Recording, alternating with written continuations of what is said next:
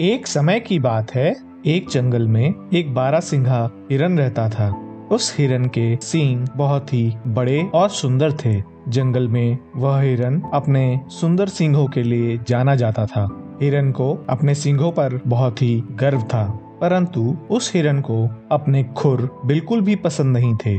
जब भी वह हिरन पानी पीने के लिए तालाब जाता और अपना मुंह पानी पीने के लिए झुकाता, उसकी नजर अपने खुरों पर पड़ती और उसे बहुत ही शर्म आती। हिरन को अपनी सुंदर काया पर बहुत ही गर्व था, परंतु उसके खुर, जो कि खुरदुरे और पत्थर की तरह ठोस थे, वह उसकी सुंदर काया से बिल्कुल भी मेल नहीं खाते थे। इसलिए जब भी हो सकता था, हिरन सिर्फ ऊपर आसमान की तरफ देखता हुआ ही चलता था। हिरन अपने खुरों को जितना हो सके उतना नजरअंदाज करता था। एक दिन हिरन हमेशा की तरह चरता हुआ जंगल में थोड़ा दूर निकल गया। उस जंगल में हिरन का शिकार करने के लिए कुछ शिकारी छुपे हुए थे। इन शिकारियों ने इस सुंदर हिरन के बहुत चर्चे सुने थे और वह जानते थे कि अगर यह हिरन उनके हाथ लग जाएगा तो उसे मारकर उसके सींगों को वह काले बाजार में बहुत ही अच्छे दामों पर बेच सकते थे और साथ ही उस हिरन की सुंदर चमकीली खाल के बदले अच्छे दाम वसूल कर सकते थे। इसी सब की लालच में इस हिरन को खोजते हुए यह शिकारी इस जंगल तक आ पहुंचे थे और बहुत दिनों तक खोज करने के बाद आज आखिरकार वह हिरन उनके आंखों के सामने घास चर रहा था। एक शिकारी ने अपनी बंदूक निकाली और हिरन पर निशाना लगाते हुए एक गोली दाग दी, परंतु बहुत ज्यादा उत्साह में होने के कारण उसका हाथ कांप गया और उसका निशाना चूक गया। बंदूक की गोली को इतने पास से गुजरता हुआ देखकर हिरन चौकन्ना हो गया और तुरंत वहां से भाग निकला।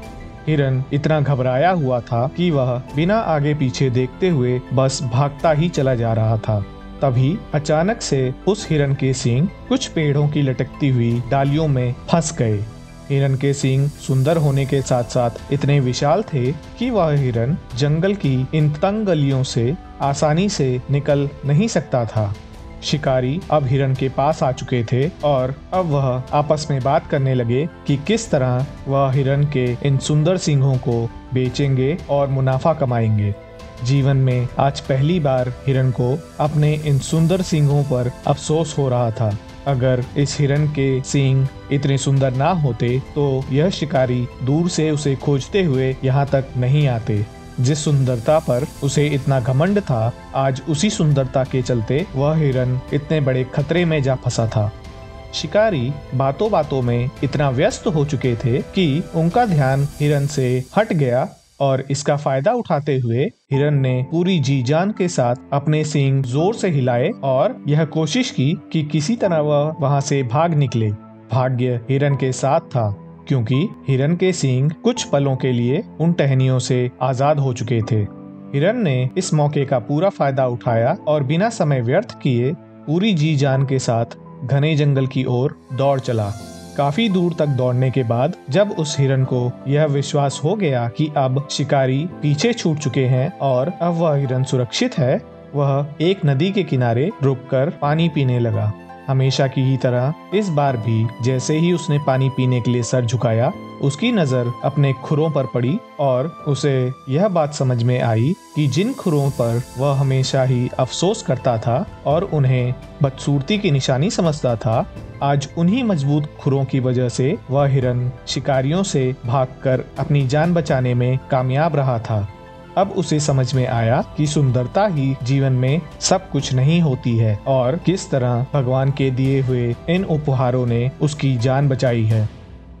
इस कहानी से हमें यह शिक्षा मिलती है कि जीवन में हर एक वस्तु का अपना एक मोल और अपना एक स्थान होता है। क्या पता जो चीज हमें दूर से अच्छी दिख रही हो, वह उस बारहसिंघा के सींगों की ही तरह आगे चलकर हमारे लिए जी का जंजाल बन जाए, या फिर कोई वस्तु जो हमें पहले खराब लगती हो वही आगे चल के हमारे लिए वरदान साबित हो।